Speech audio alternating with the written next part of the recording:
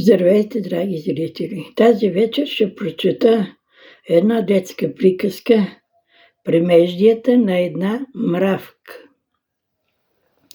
Преди много време семейство мравки тръгнало да търси храна.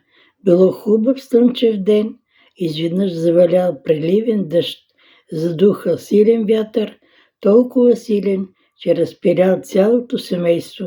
Една от мравките я отнесъл много далече и я блъснал силно в твърд предмет, счупил едното й краче. Спряла бурята и мравката отворила очи. Не знаела къде се намира. Отпочинала си малко и тръгнала да разбере къде е. Започнала да мисли за храна. Повървяла малко и видяла контейнер. Зарадвала се, ето го спасението. Тук има храна колкото щеш. Отишла до контейнера, започнала да се катери, не успявала. Крачето я боляло, спряла да помисли. В този момент видяла младеж с книги в ръка, тичащ към контейнера. "Младежа ще ме спаси", казала си мравката. Ще го щипна за крака да изпусне книгите. В този момент ще вляза между тях и после с тях право в контейнера. Така и станало. Нахранила се мравката доволна, заспала от умора. Бурята се повторила, контейнерът се напълнил с вода. Тогава с много усилия мравката едва допълзяла до вътрешната страна на капак. Първият посетител отворил капака да хвърли буклука и мравката се плъзнала към тротуара. Уморена и отчаяна, пак тръгнала, стигнала гората, спряла пред голямо старо дърво с много суха, тук-таме оголена кора.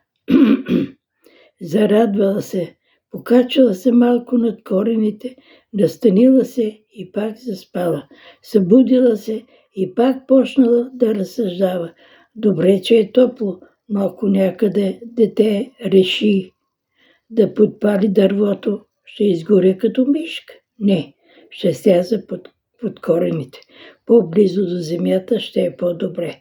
И слязла, пак ударила буря и пак се появили проблеми. Намокрала се, земята била залята с вода.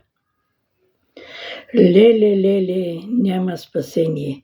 Милият ми мравуняк, там беше и сухо, и топло, и нахранено. Сега ми трябва топлинка да се подсуша и стопля. Но къде?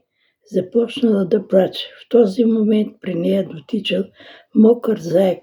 Тя скочила върху него и след малко се озовала в топличка бърлога.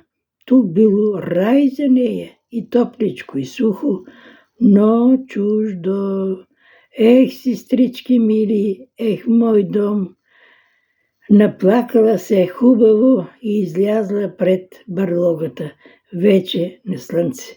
Още колко ли препятствия предстоят за преодоляване на тази мравка, не знаем, че приказката свърши.